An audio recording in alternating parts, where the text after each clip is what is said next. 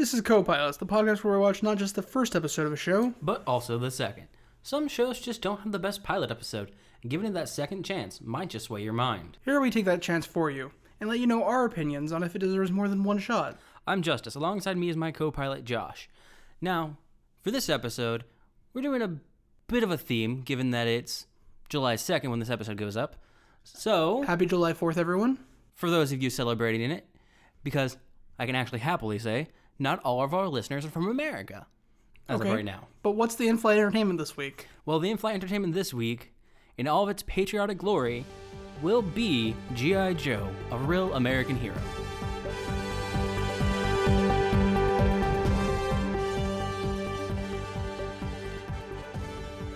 The cartoon from 1985? Yeah, that thing. I mean, at least the theme song is a banger. That's a lie. Don't listen to him. So in this episode, we're taking a look at G.I. Joe, a real American hero. It exists. It's a thing. I remember I watched a few episodes of this when I was a kid, and I had a bunch of G.I. Joe toys. I didn't, and I didn't understand the G.I. Joe toys. I watched Thundercats like a smart child. Yeah, And He-Man. He-Man. This show was still before my time. I mean, both of those were before my time. Most things I enjoy are before my time. I was born in 94. I'm solidly a millennial. I was born in 97. That makes you a Zoomer. Yep. And sadly, this is a Gen X show. This is a show Gen Xers grew up with. Yeah. And some other millennials, I guess. Yeah. Older millennials. And I guess maybe a few more Zoomers. I don't know. I had a really weird childhood, man. I watched and know way too much stuff that no one else my age comprehends when I make references to it, and it makes me sad inside. So I do want to say there's a pretty interesting thing about this show before we get started. This is the first episode of the cartoon. But it is not the first episode of G.I. Joe.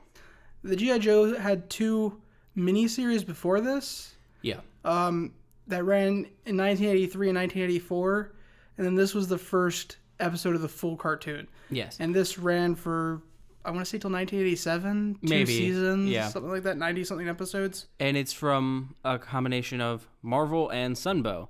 So, I mean, Marvel was doing some pretty good stuff in the late 80s, early 90s. I don't know if they were doing good stuff. I can't think of anything that they did in the late 80s, early 90s that was... I mean, when did the original X-Men come up? And I think they had a Spider-Man around that time, too.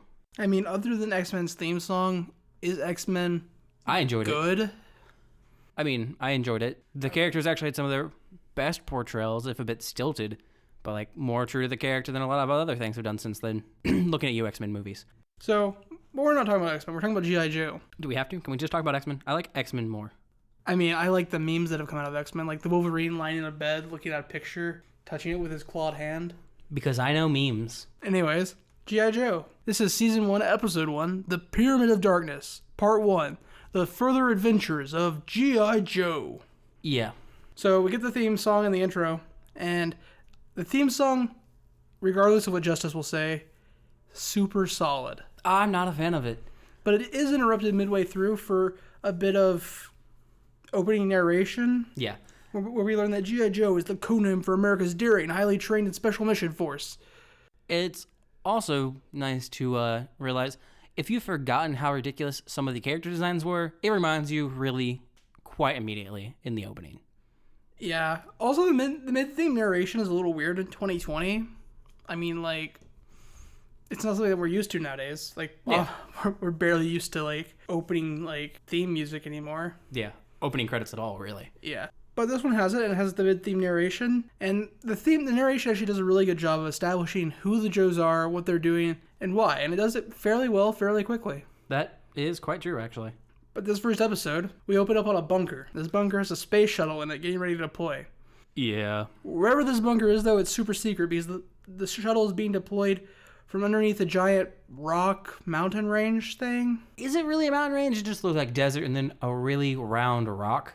Which opens up to let the shuttle out. And I was like, oh, so it's going to launch from right here. But no, it's on this giant rolly wheel thing that rolls forward down this. It's on a giant launch tower, mobile launch tower with tank treads. And so after it comes up, it just goes down this road, which when you see it comes up, one side of the rock's farther over than the other one is to the road, and it doesn't look like it's lined up with the road because the road is not drawn to the correct scale of that when it first comes up. My question is, what is the point of even building this in a secret underground bunker? If you're just going to expose it directly outside, there's no point. And with this road that obviously leads right to that fake rock. Yeah, I know. And right to a landing pad. Like, It doesn't make sense, man. Okay, cool. And so the shuttle comes up out of the underground base, and we get some shots of some Joes flying around. escorting the giant launch tower with fighter jets and tanks. And we get our first instance of the in-show dialogue. Oh man, is it fantastic. I mean, talk to me, Lady Jane. What do you see from your POV? Nothing serpentine, Flint. So far, the launch looks WOC. WOC. Without Cobra. And it's worth to note that he's asking what she sees from her point of view. He's literally right behind her. Yeah, he's literally right behind her and a little bit above. Yeah, it's great. And then we see the ingenuity of G.I. Joe's technical designs.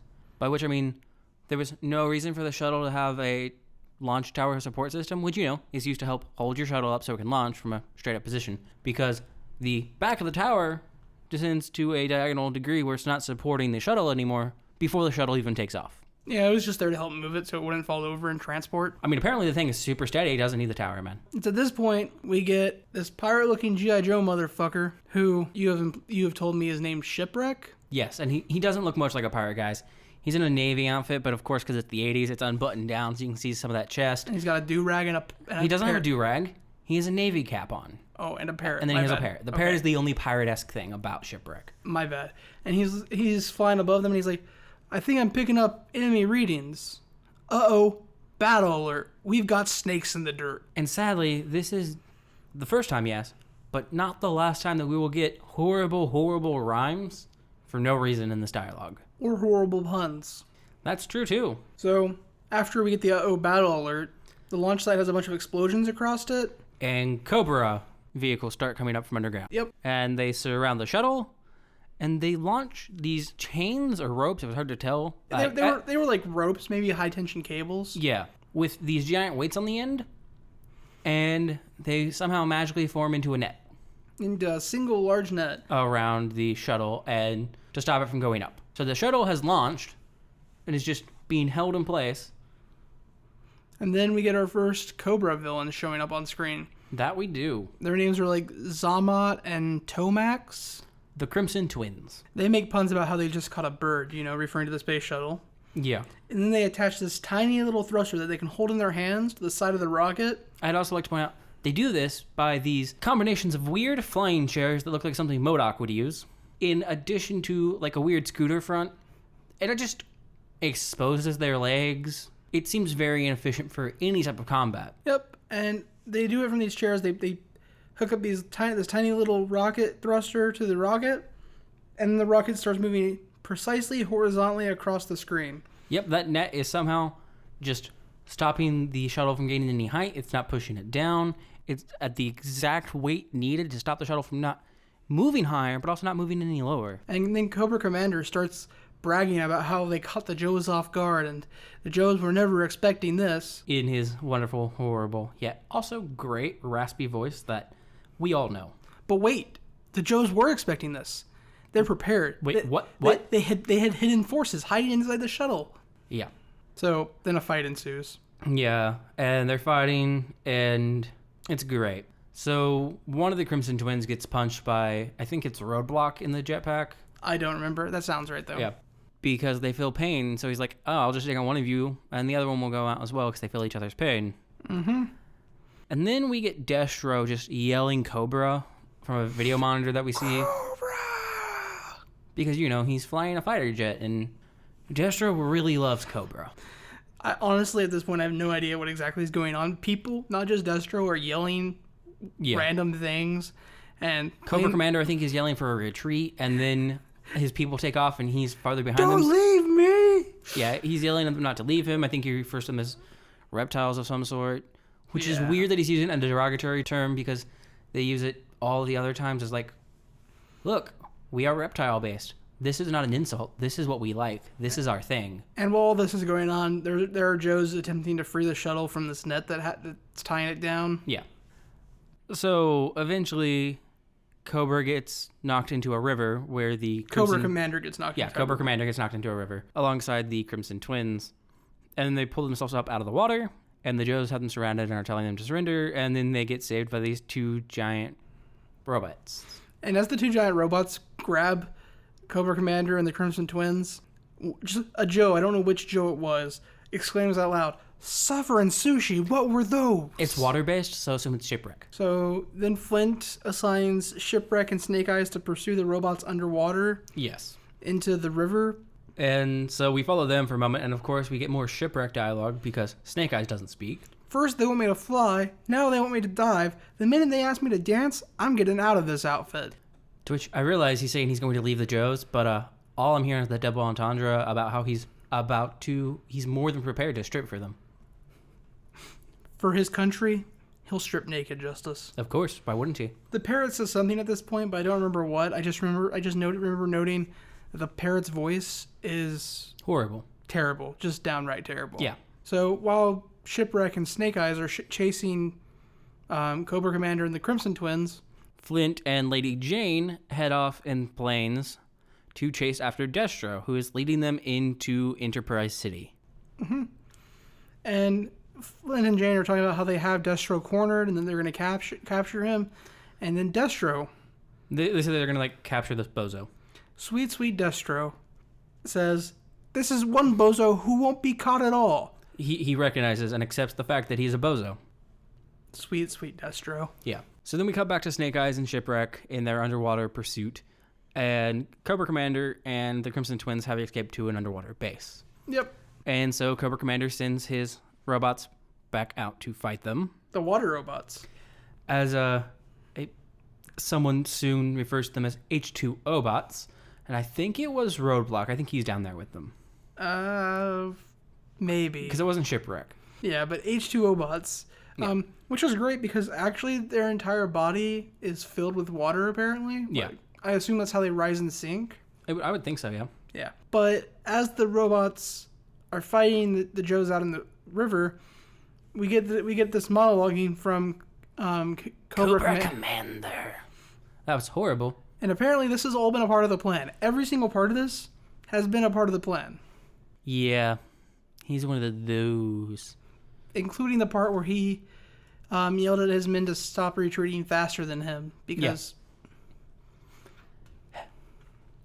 So? The robots are fighting Snake Eyes and Shipwreck and, I think there's 3 other ships. I think we only see one other person. I think it is Roadblock. Yeah, I see there are 4 or 5 ships underwater. But one of these water robots grabs Shipwreck's ship... And crumples the wing. And then throws him like a ninja star. Yes. And we cut to a commercial because... And as he's being thrown, we see the ship. And the ship no longer has a crumpled wing. And I don't think we cut to a commercial yet, because I have a note about enjoying commercials. Oh, no. I mean, we don't cut to a commercial. The show... was cut for a commercial. Yeah. Because that's the cliffhanger you want to leave them on. Yeah. Then we come back, and as Shipwreck flies through the air, he yells, "Man underboard!" And then... Really? Fucking really, Shipwreck. Man underboard? Yes, I get it. You're underwater. But, fun fact, you're still inside your fucking ship, so stop complaining. It's weird to me that a man named Shipwreck, who is in all rights a Navy member of the G.I. Joe, doesn't realize that overboard refers to being off the boat. Yeah, apparently not. Also, it's at this point that I've come to a realization about the show. You know what that realization is? It's bad? Oh, it's so bad. Is that your realization? Is that one that happened for you? Yep, right there. It happened to me when the space shuttle started to go sideways. So Snake Eyes also gets grabbed by one of these water robots. Yeah, and so they thrown both aside. crashed and thrown into the bottom of the river. Yep. So then Snake Eyes and Shipwreck sneak their ships away from the giant fight with the robots. While I think Roadblock and 2 others keep them distracted. And they enter the base through a giant pipe. Yep.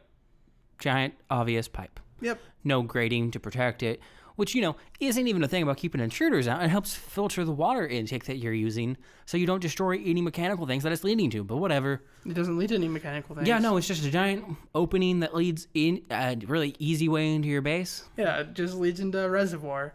The other Joes that are fighting the water robots get sucked inside one of the water robots because it opens its visor and, sucks them in. Into its arm. Yep. And I'm like, that's a really easy way to capture Joes, so you don't have to worry about them. And then it proceeds to hydroblast them out of the water onto the beach. First, it takes its hand off. Oh, yeah. Yeah. It looked to me like it was, cracking its knuckles and wrist at first. I was like, okay, I don't know if the giant robot's doing that. But fun fact, I'd be intimidated if a giant robot cracked its imaginary knuckles at me. There's no one left for it to intimidate, but whatever. But no, it removes its hand and just shoots them out of the water. So, yeah, obviously the submersible vehicles that they're in, that were also the planes they were fighting the Cobra. I think they were referred to as sharks when they were first launched out. Yeah, so obviously these planes/submersibles, when shot out of water, have no control and crash. But also, obviously, this is G.I. Joe, so everybody parachutes out and they're all okay. And then we get a fun explosion as they crash onto the riverbank. Yep, and Cobra Commander thinks those Joes are dead because, of course, he does. Yeah.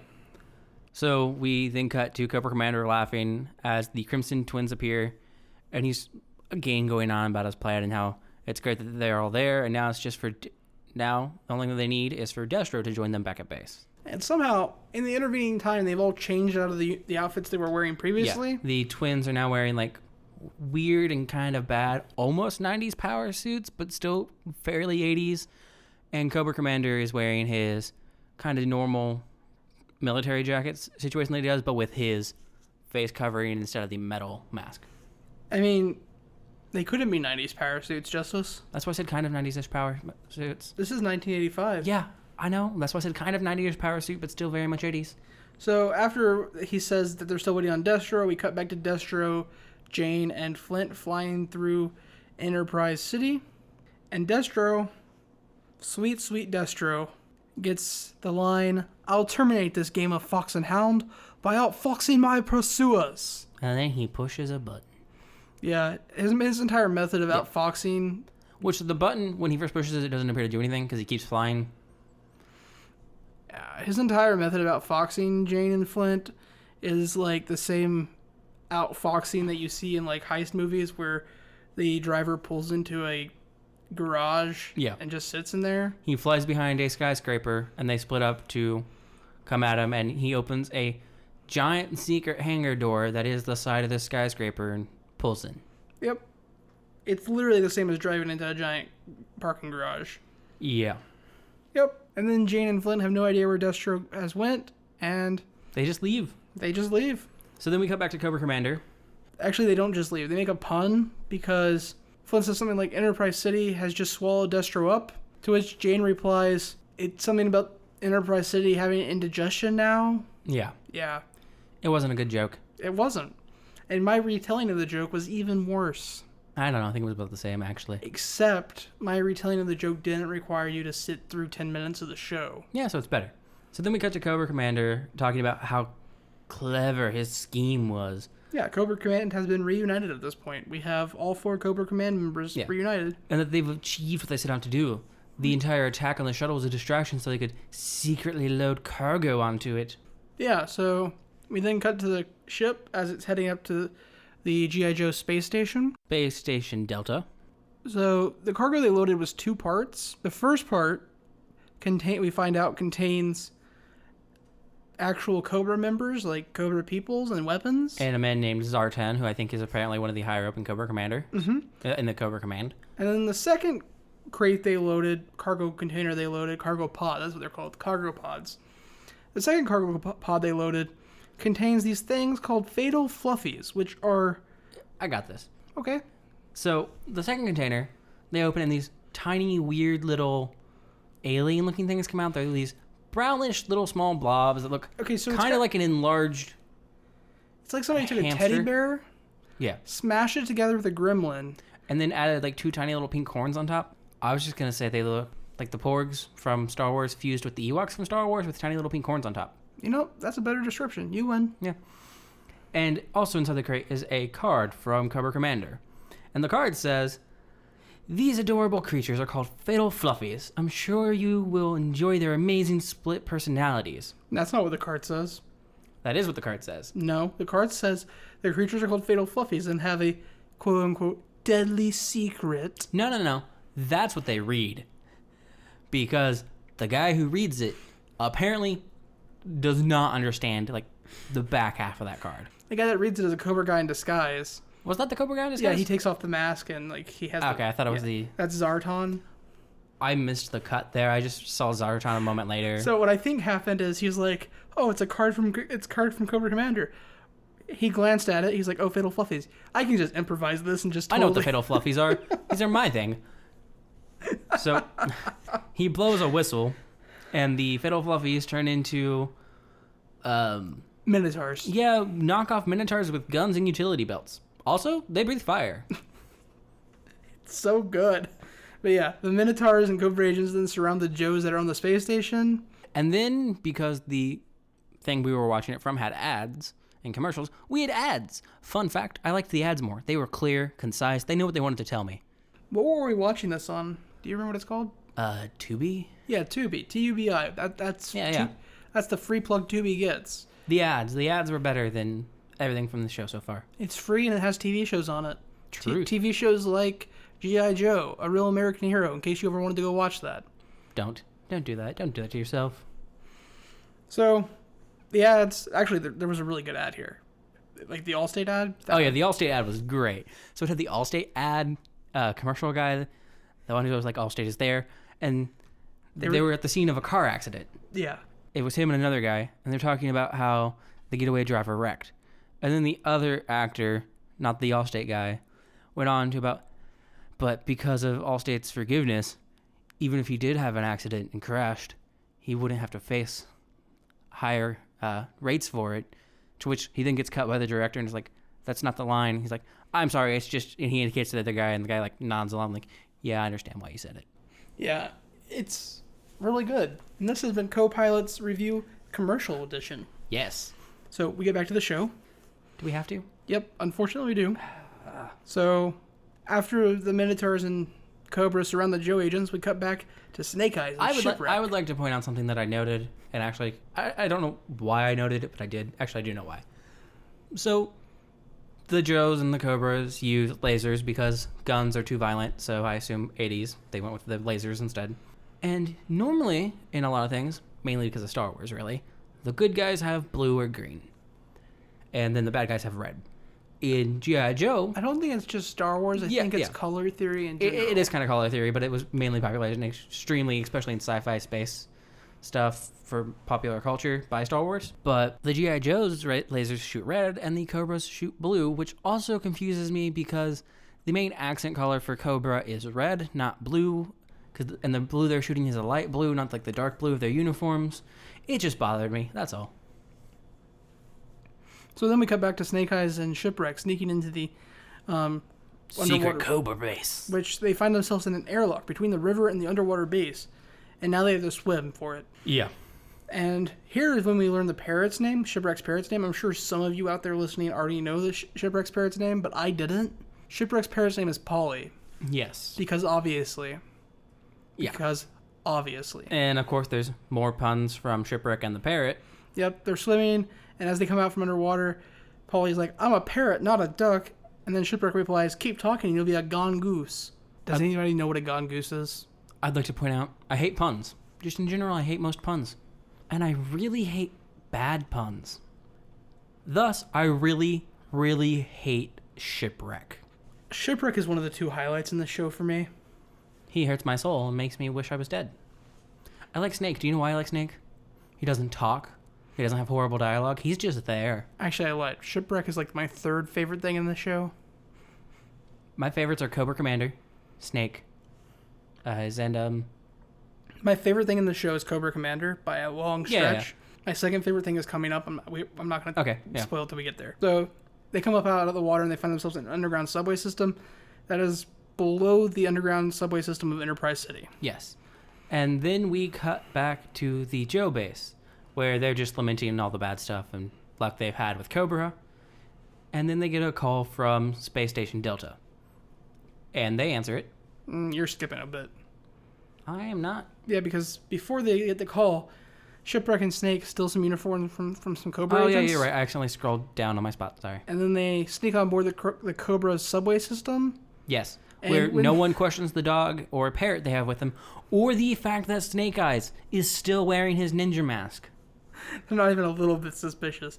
And they try to explain it away that they're not a little bit suspicious because Shipwreck just talks to them. Like, he's like philosophizing at them. Philosophizing. Sure, why not? We'll go with that. At them, and he's like, nobody wants to talk to a subway philosopher. Yeah. Mm-hmm. And so they just ignore him, and the parrot, and the wolf, and the dude in a ninja mask. Yeah. And then we cut back to the Joe base where they're just lamenting all the bad stuff that's happened to them. And then they get a call from Space Station Delta. And they're like, ooh, we finally got Space Station Delta back online. Let's answer this call. And it is Zartan. And he's like, ha ha ha, ha ha ha, Joe. we've used this transmission to triangulate your location, and now we're going to blow you up. And then they blow them up. Yeah. So then we cut back to Cobra Commander, who is now at an entirely different base. He's at the, if you know anything. Can I interrupt real fast? Yeah, go ahead. I just want to say, for like 80s cartoons, having a villain say they're going to do something and then follow through on that evil something they said they were going to do, top notch. Oh, yeah, that's true. Doesn't happen a lot. No, it doesn't. Like, he was like, I'm going to blow you up. And like, in 90 other shows, Shipwreck and Snake would have found some way to stop them from the underground facility. So then we got over to Cobra Commander, who is just happy that his plan is succeeding so far. And he is at another base location. This one is the old temple-looking one with the giant snake head on the front, if any of you know what I'm talking about. Well, he has to keep jumping bases. You wouldn't want Joe, who he just basically eliminated, to find him. Yeah. But he takes this moment to expose his plan to... His evil plot. To the Crimson Twins and Destro. Who I would assume had to have already known what they were doing, especially since they have steps for this in production. He's just bragging to brag, Justice. I mean, honestly, he just took out the apparently top ranking and best unit of the U.S. military. So, Cobra Commander's plan is to use the space station along with these things called command cubes that he's going to place at the four corners of the Earth to create an electricity field called the Pyramid of Darkness.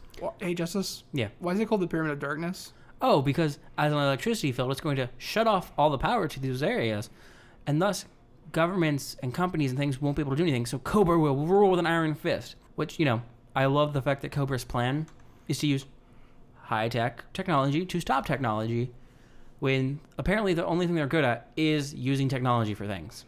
You know what my favorite part about this plan is? Yeah. Their triangle of darkness, pyramid of darkness, not triangle. Their pyramid of darkness only covers the northern hemisphere. Yeah, like people aren't going to just mass relocate to the southern hemisphere. Meaning South America, parts of Central America, almost all of Africa, Australia, a bunch of South Asia are all 100% okay. Yeah. But no, do you know why he's going to use that to rule the world? Do you know why it's called the Pyramid of Darkness? Why? Because without electricity, they won't have lights. Is that how that works? It's so great. Yeah. So then we cut over to Snake and Shipwreck, and they see these giant cubes, and they try to sneak farther into the compound. Why do you skip stuff all the time? Because the rest of the stuff wasn't important. We get an interstitial cut between Cobra Commander telling his plan for his giant triangle and Ship and Snake Wreck. And I think you just repeated Ship and Snake Wreck again. You know, I realized I said it wrong, and then I was just like, fuck it, they don't matter. Okay, that's fine. So in between those two scenes, we get a shot of the Joe's base that has just been destroyed, but all the Joes are okay because this is G.I. Joe. Everybody's okay. So they're all reorganizing, figuring out who's going to set up a new base, and they all vow that it's time to fight back against Cobra. That thing that they haven't apparently been doing yet. What have they been doing for the last 10 episodes? Because remember, guys, this is technically episode 11. Yeah. There was 2 5-episode miniseries before this. But because it's a new series, technically, we can review it. Fuck off. We also haven't seen either of those miniseries. Yeah. So then we cut to Snake and Shipwreck, and they see the giant cubes, and they try to sneak farther in. Their names are Ship and Snake Wreck. Fine. We see Ship and Snake Wreck, and they're trying to sneak in, and they see this giant line of Cobra employees walking through, and they're just saying a passphrase. Something Cobra Command, something, Great Snake, something. Yeah. And there's a robot watching them go through. And next to the robot is a screen that's matching voice pattern, but of course they don't see that. So they try to go through, and obviously Snake's not saying anything because Snake Eyes doesn't have a voice. And so Shipwreck is the one trying to say the passphrase and get through. And obviously his voice print isn't in the station ID. And so the robot becomes a Dalek. Exterminate. Close. Must be exterminated. Exterminated. And then some spikes fall down from the ceiling. Some bars stop them from going backwards, and then we get some saws popping up out of the floor. And we get these giant walls with spikes coming towards them. Mm-hmm. And that's the end of the episode. To be continued. Mind you, then we get the ending song, which I like the ending song a lot more than I like the opening. It's the same song. Yeah, but it doesn't have the shitty lyrics. Wow. Fight me. That doesn't just go to Josh, by the way, people. That goes to all of you. Fight me. So that's the end of the first episode, then? Yes. So, Josh, what are your thoughts on the end of episode 1? So, I guess that's G.I. Joe, right? Like... I mean, I don't know. There was a reboot of this in, like, the early 2000s or the 90s, right? I don't know, man. I mean, whatever it was, I hope it was better. The G.I. Joe I watched as a kid wasn't this, right? Because I don't remember it being this bad. Yeah. It's because you were a kid, though. So, for me, it just has so many bad and unnecessary puns.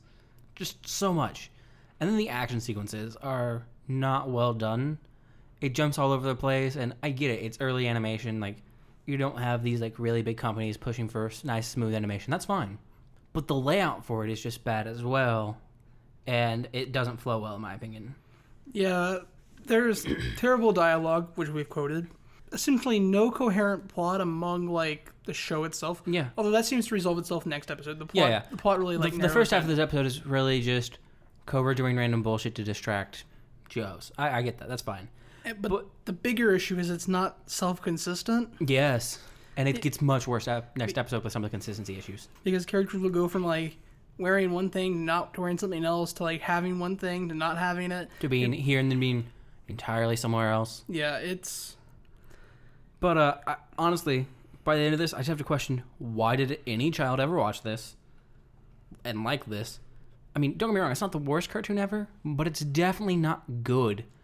If I had the option, I would not have watched the second episode. I don't want to watch any more of this. I will say, as a marketing scheme to market toys with cool catchphrases... This failed because they didn't have cool catchphrases? Suffering sushi, what were those? I actually think whoever it was... Oh no, it was Shipwreck. I think I'm picking up enemy readings. Uh-oh, battle alert. We've got snakes in the dirt. Like that? I could have seen myself buying a toy with that catchphrase. Uh-oh, battle alert. We've got snakes in the dirt. That's... You were a, special child. That's rude to special children. All children are special. Ask their parents. Oh, I just meant I wasn't. Oh, is that it? Ask my parents. It's true, our mother does hate you. Okay, so that's going to take us on to episode 2. Would you like to give them the name for episode 2, since I don't care enough to keep track of that? Season 1, episode 2, The Pyramid of Darkness, part 2. What's the rest of it? Rendezvous in the City of the Dead. Yeah, because we can't just have a simple, easy episode name.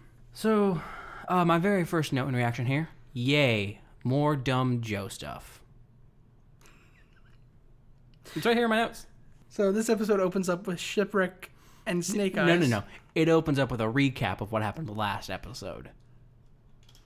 I was skipping that because we just recapped the last episode. Yeah. I was just mentioning it. This show has recaps and next times for anyone that likes those. Nobody likes those. I know. Although, I wish... I'm not going to get into that. So, Shipwreck and Snake Eyes are trapped between the two walls of spikes that are coming in on them. It's the saw blades moving across the floor towards them. And Shipwreck is desperately still trying to repeat the catchphrase. Which I still don't remember what it is. He didn't either. He started to fail here. He kept messing up, if I remember correctly. And then Polly's like, boom, boom, bam, knock it out. Because it's a parrot, so it repeated the voice perfectly, even though that's not what parrots do. And all the systems shut down. The robot's like, you're good to go. Have a nice day. I think it literally says, have a good day or have a nice day or something like that. It does. I don't remember if it's nice day or good day, but it definitely does. Yeah. So, Snake Eyes and Shipwreck are standing next to one of these control cubes. And we get an announcement from Cobra Commander to the loyal Cobra workforce. Cube 1 is done and ready to deliver. And Cobra's quite happy with the extent at which they've taken this and their speed. My internal canon for this is the Cobra agents that are cheering for the completion of this cube. Yeah, they cheer. Because they they're sound really gunpoint. happy about it. He thinks it's because they're at gunpoint. I like to think that Cobra just has like a better overall health system. Like people legitimately enjoy working there. Like they get to work with all this new high tech stuff. 100% free healthcare for Cobra employees. I mean, they get paid in shillings, as we find out. Gold shillings. It doesn't matter if it's a shilling at that point. Just melt that down into more gold and pass it around. Oh, Cobra. So Cobra appears to have a high morale. We don't know why that is. Maybe it's fanned because they might get shot, or maybe they have really good benefits. It's up in the air. Look, I'm just saying Cobra agents need free healthcare. I assume they have it. I mean, they can't go to hospitals, so somebody somewhere has to, yeah. So then Ship and Snake continue walking around, and they get stopped by a higher-up. Only after they plant a tracking device on that cube. Yeah. By a work-first guy. And I appreciate this, man. He's the first person to ask about, since when is it within, like, Cobra standards to have animals? He doesn't ask about the mask, though, which does bother me. Yeah, no, he's just like, why you got a parrot and a wolf? He doesn't say anything about the mask. He's just like, parrot and a wolf. What the fuck, guys? Yeah. So Shipwreck comes back about, hey, if you want to take these animals and use them for target practice, you can. But you got to explain it to Destro yourself. Yeah. So it's like, I questions about whether Destro is. He's just like, Hitler had a canary, and Attila the Hun had a thing for goldfish. If you want to mess with Destro's zoo, feel free to. And then the guy's just, like, turns to Snake and tells him to make sure that this other guy takes care of the animals correctly. Yep. And then we cut to the other Joes on an aircraft carrier now, where they're setting up their temporary command. Yes. With an admiral who doesn't seem especially thrilled about them being there, and even less thrilled about the fact that they have Jane on board. Because she's a woman. And women don't belong at sea. They bring bad luck. So Jane stands up for herself. She's not bad luck. Women aren't bad luck. That's just an outdated old Navy thing. Flint stands up for her, too. So, not so bad, but he's still a little cringe. Yeah. So then the Joes in the carrier learn about the fact that one of the cubes is being moved and where it's going and head out to intercept it. All because of Snake Eyes and Shipwreck putting that beacon on the cube. Yes. So then we cut back up to Space Station Delta, where we see the Cobra boys making our G.I. Joe Space Bros work at things. Also, I'm going to work on my rhyming, because apparently that's extremely needed for this. Yeah, the Joes are being forced to work by a combination of Cobras and the Minotaur people who are fatal furries, right? Yeah, fatal furries. Yeah, which are Minotaurs. Fatal furries, fatal fuzzies. And in case you can't remember, they're Minotaurs that breathe fire, have a utility belt, and a gun. All because some dude played a whistle. Yeah, it's great. You gotta love it. Also, they're fatal fluffies. Fatal fluffies, that's right. I had to go back up to my notes. Also, we learn at this point that the fatal fluffies can speak. Yes, and they are whip-cracking taskmasters. So they're telling me to go back to work, and then Dusty, one of our Joe bros, starts singing a song. A really, really bad song. Really just to annoy these things. I think it's really just to annoy the other Joes, right? I mean, I would think so. And then he and other guy. There's two other guys. One of them is named Mutt, and then they have a dog named Junkyard. I might have those backwards. Yeah. They just start talking about how they're going to figure out what's going on and report it back to base. And they come up with a plan to turn the gravity back on. So things fall down. Currently it's off. And we have some of our Cobra guys just riding around on ATVs, doing fun stuff like riding around the walls in circles because they can. Honestly, it feels like these guys have just been like, we've got these giant monsters cracking the whip and doing what we need to do. Guys, watch me do this flip. And they look like the type of people that would just be like, yo, bro, watch this sick flip. So they distract everybody. Dusty runs up, turns the gravity back on. He freaks out and starts yelling about how he needs gravity. And the gravity comes back on, and he takes off running. After everybody else falls down. Mm-hmm. And some of those ATVs should be like straight up wrecked. They fell directly from the ceiling. But as he starts to run off, all the people are just suddenly back on their ATVs. Yep. Also, before he did this, he was like, hey, Mutt, after 2 minutes have passed, I need you to turn the gravity back off. And we'll find out why in just a second. Because Dusty's running towards this giant tunnel to vertical shaft. I labeled it as the Cloud City Chute.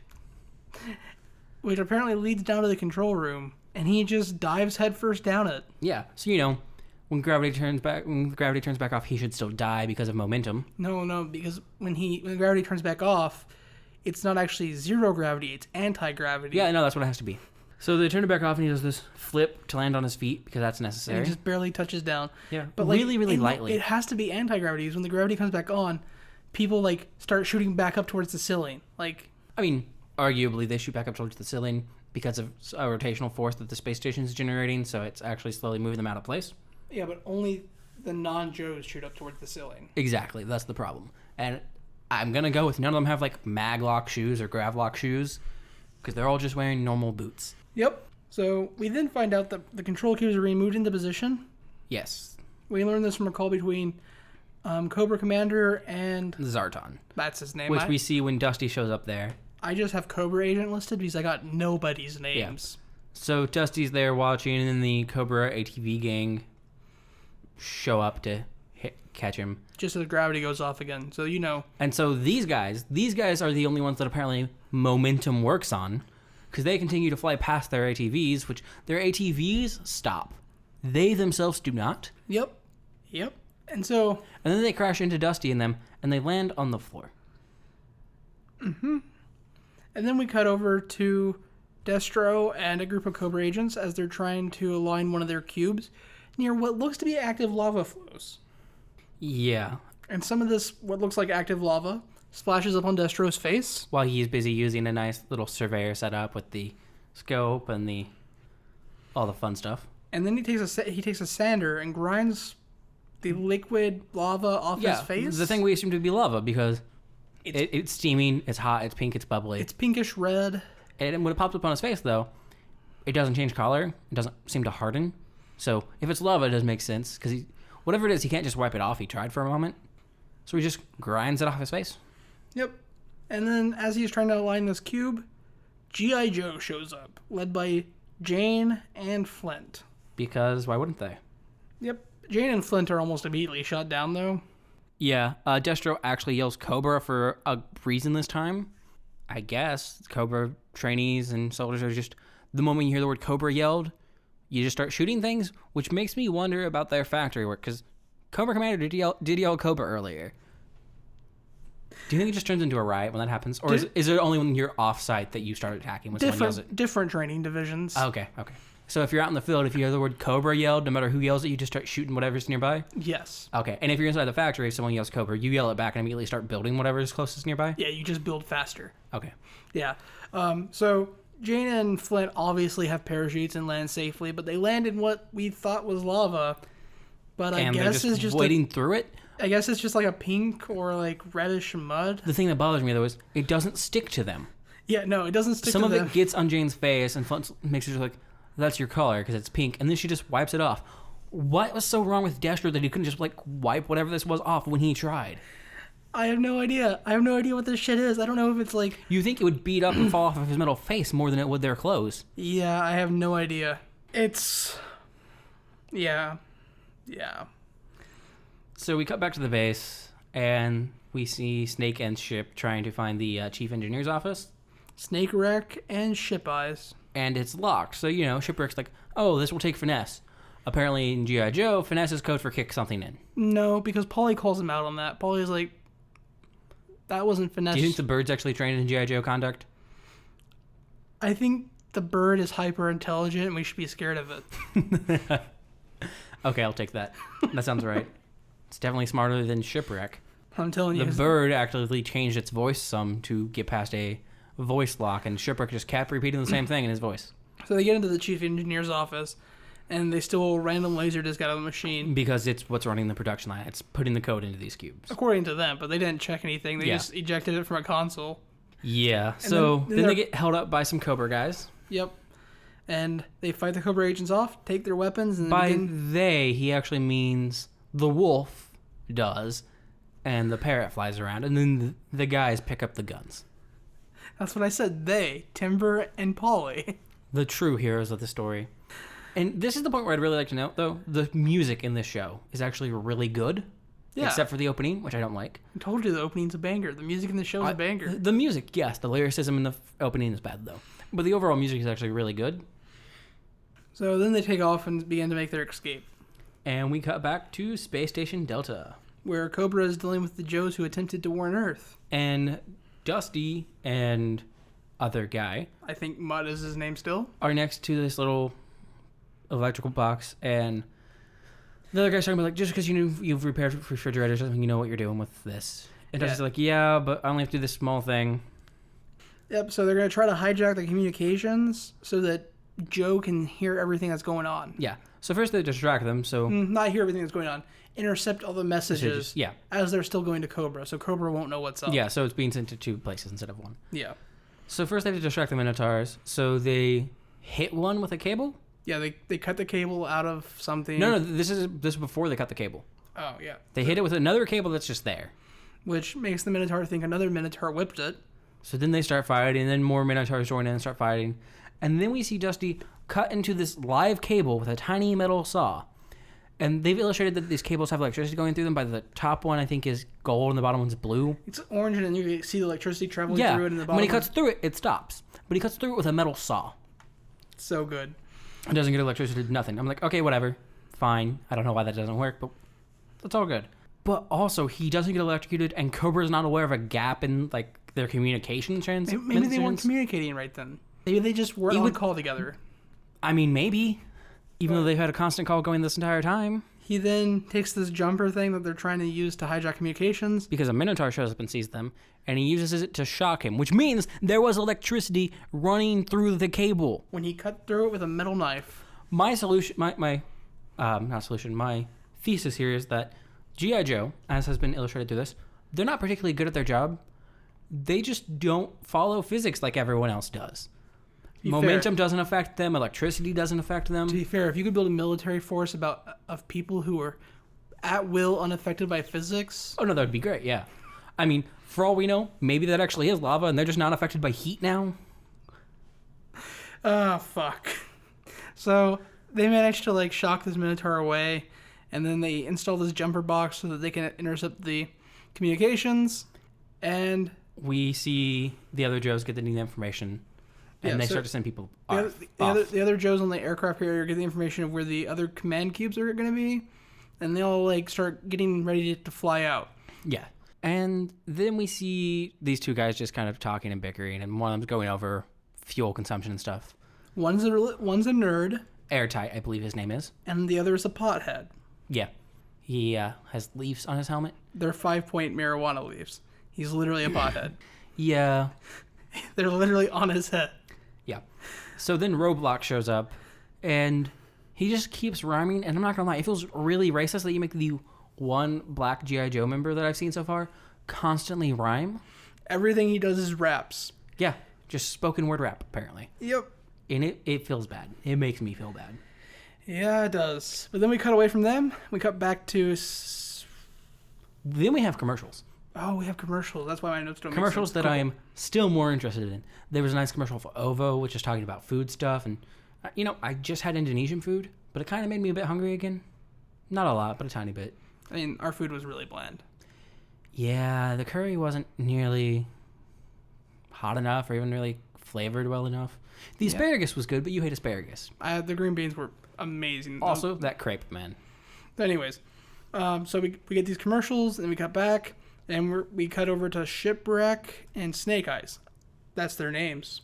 Yeah, you got them right this time. And they jump on a manual pump trolley. Yep. That is in the subway system. In the very advanced Cobra subway system. No, they're up on the Enterprise City subway station. No, they get up there in a moment. Oh, okay. Because they follow that up in a ladder once they escape. Yeah, you're right. But the very advanced Cobra subway system, which is suddenly now just rock walls and tunnels. Yep. And so they're on this manual pump trolley. They're talking about how they can't activate its motor, even though it hasn't yet, until they get far enough away. So that Cobra can't hear them. And then Cobra guys show up. Yeah. And so Shipwreck starts attempting to activate this auxiliary engine. Which, if you've ever tried a pull start motor, you understand his frustration. That's not the part I care about. The part I care about is, well, he's doing this. Snake Eyes is pumping the trolley. Yes. And Timber the Wolf is pumping the other side of the trolley. Yes, he is. It's great. And then the ripcord snaps, and Shipwreck almost falls off, but Timber saves him. And the engine starts. Yes. And away they go. And Cobra's like, oh, get the reptile. I don't remember what they're called. Give me a moment. I think I have them noted. Track reptiles. Which are like 4-person steer things that run on the tracks. And they look like bobsleds, but with snakeheads that run on railroad tracks. Yep. So Snake Eyes and Shipwreck are being chased by these guys. And then their engines on their minecart gives out. And so they go back to manually pumping. And we cut back to the Cobra guys behind them. And the head of the lackeys tells them, Whoever catches them will get 10,000 gold fang shillings. What the fuck? I know I already mentioned it. But Cobra uses shillings. Who uses shillings? Cobra uses shillings. I mean, apparently. But yeah, so we come to a split in the tracks where they have, what are they called? Track switch? Track switches, yeah. And this is the coolest moment of these 2 episodes. Yeah. As Shipwreck and Snake Eyes drive by, we get to see Snake Eyes actually do something for once. He jumps off the trolley, does a flip to like catch the track switch, flips the track switch, and then like slingshots himself back onto the trolley. Yeah, it was actually nice, and the animation wasn't bad for mid to late 80s. I was actually surprised on how cool that was. It actually looked pretty fluid. It was nice. Yep, so they get away from one of the reptile... They throw off the pursuers, and they think they're fine. And as they're heading down the track, they see another track reptile park in front of them. And Shipwreck pulls the ceiling down. They start shooting at struts on this overhead thing, and it falls down to make new tracks. So then they follow along that and stop right next to a ladder. And climb up out of the subway system.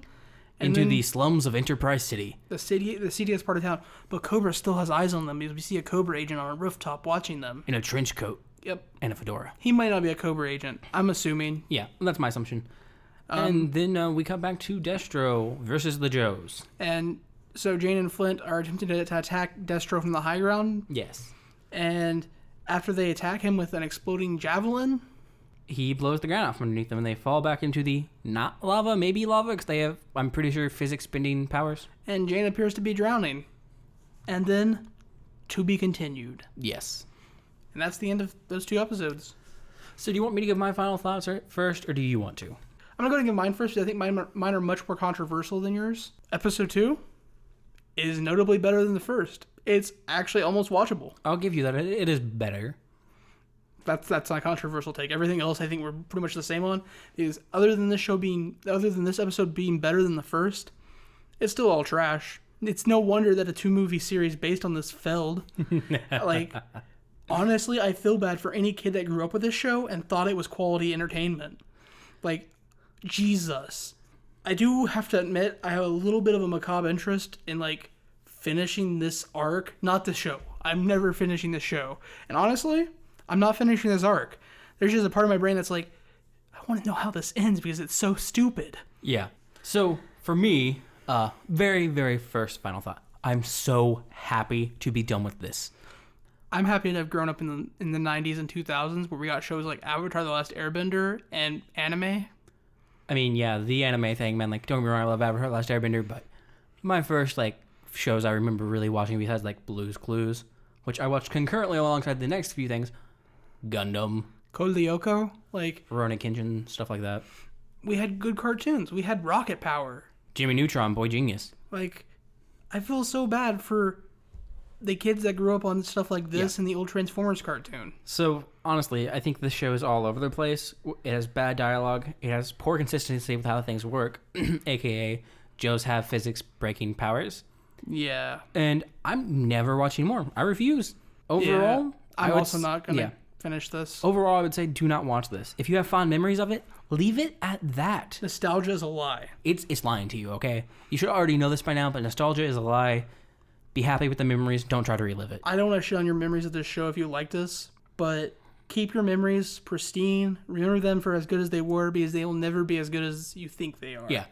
So that's been our overall review of G.I. Joe American Hero. A real American hero? A real American hero. Yeah. Thank you for flying with us. No? You got more stuff to say? I got more stuff.